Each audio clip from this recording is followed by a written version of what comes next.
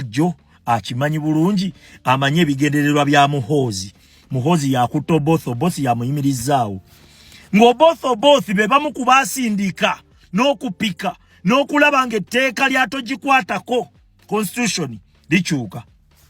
Saawa zino olowooza bannayuganda bameka abafudde ku kwongera bwongezi Museveni tteeka eryo kumufevalinga abaaliyisa be bobothi.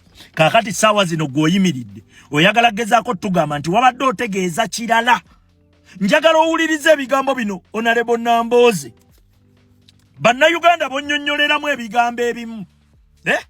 Njagala obeereko direct.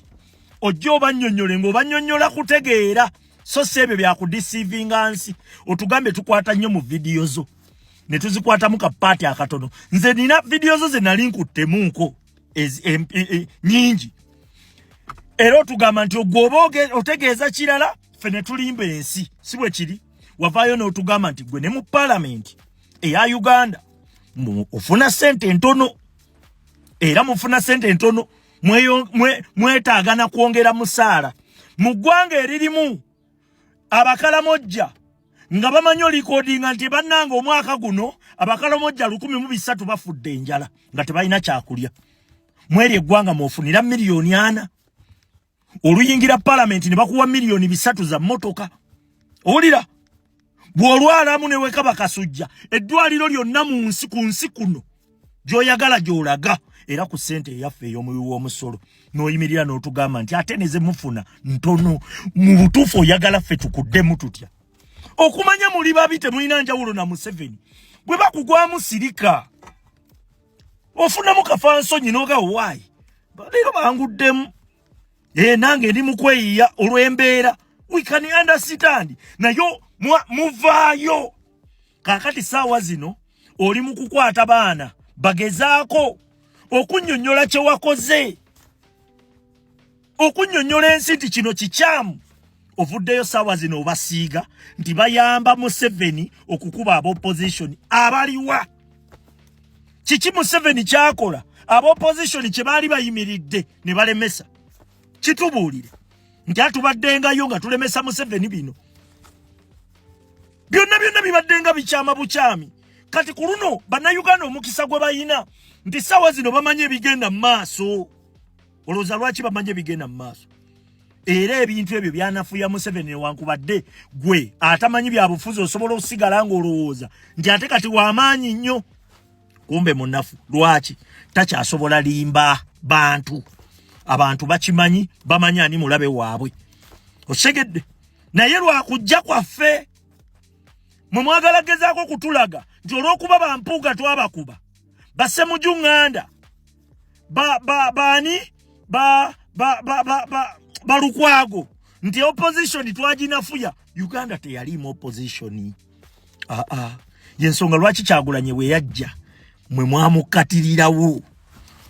Bwe mwatuuka akaseera nga mulaba ddala kituufu bw'otaba naye tebakulonda ne mutandika okujja nga mwefuula bamwegulako. Ebyo ebintu bannayuganda babiraba byonna. Babiraba. Era bannayuganda bakimanyi. Osegedde. Kakati paalamenti buli Museveni kyayagala kye kiyita ate mmwe gye muli.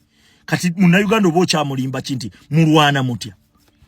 Kubanga constitution yonna okukola amateeka ge gasooka. Amateeka bwe gaba gakola owulira nga gagoberera constitution, then constitution ebeera n'omugaso. Naye amateeka bwe gaba tegakola kitegeeza dictator buli kimu yakisalawo.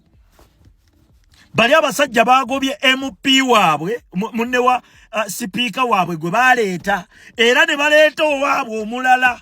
Oli olowooza lwaki baba bamugobye? Kitegeeza oli ayina byatatuukiriza kati baleeta ayina agenda okumalayo ebigendererwa byabwe byonna. Bw'ate saawa zino okutte influence gy'oyina. Buli abantu abaakulonda bwe bawulira nti Honorable Nambooze awagidde obothi kitegeeza nabo bagamba nti Nambooze ono mukyala mugezi ateekwa kuba ayina ensonga lwaki. Kumbe teriiwo. Tewali. Oli Anita Amonge waliwo sanctions ze bamuteekako ayina gy'abadde tatuuka. Kakati baleeta omulala agenda okutuuka yonna. Osegedde. Kyokka gwe baleeta abannayuganda batuuka akaseera ne bagaa nti abo tebalina kalungi ke batuleetera. gwato oyimiridde oyagala gezaako tulaga nti ayinza okubaako n'ekyamakulu kyaleeta kumbe temuli kaakati effe abakuguddemu abannyonnyola ensi ate olwanaga senga wali muntu mulamu waligambye owange mu butuufu leero banguddemu ne baba bakukozesa bintu ebyo lwampaka we can understand kubanga totukonfrontinze tozze kulwanagana naffe naye olwana nnyo ate otusiiga ekifaananyi nti osanga ffe ate ffe tukolera mulabe kumba ate mmwe omulabe yabafunza era saawa zino bye mukola byonna bigatta ku ye Seged muli babi nnyo bantu mmwe temuswala uliriza Honorable Betty Nambooze byayogera okweyo tiimu ereetayo abalala ereetayo gurupu y'abantu nga b'omulimu gwabwe kulaga nti bannabyabufuzi naddala bemwesiga babi tebalina makulu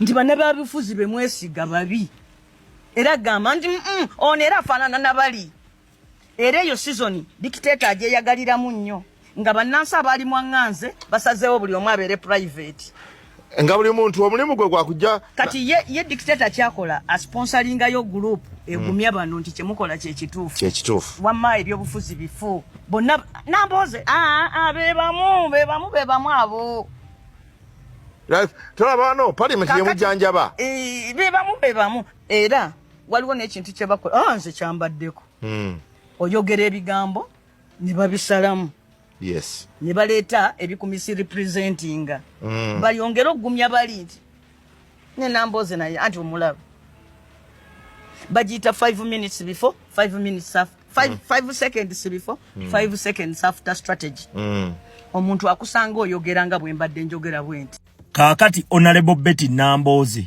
wazze wenkwagala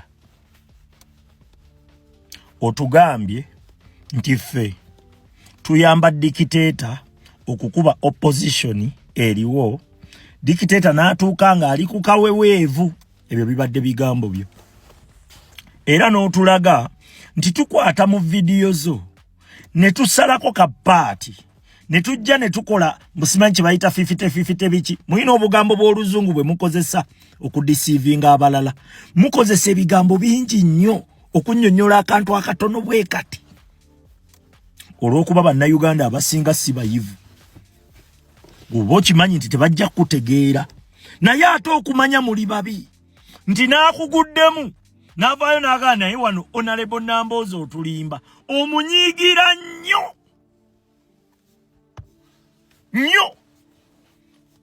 omuntu mulamu yenna wakiri ofunamu kafansonyi n'ogaawo waayi leero banguddemu kanzireko ewaka nange mbirabeko kubanga okuva lwe twava mu kalulu akawedde Honorable Nambooze bayisizza parliament bayisizza etteeka lya sovereignty bill tobyogeddeeko awo ne tuvaawo ne bagoba abantu ku nguudo mbukubanga bakola ki ne bagoba abantu ku nguudo mbukubanga bakola business ku nguudo ne mukono ne batuuka tobyogeddeeko bali mu kumenya mayumba g'abantu nkya na ggulu tobyogeddeeko lwe tukulabye lw'ovuddeyo ate ovuddeyo kutugamba ku obothi era n'olaganga bw'omuwagira okiwulidde kati oyagala gezaako tugamba oyina ekirala kye wabadde otegeeza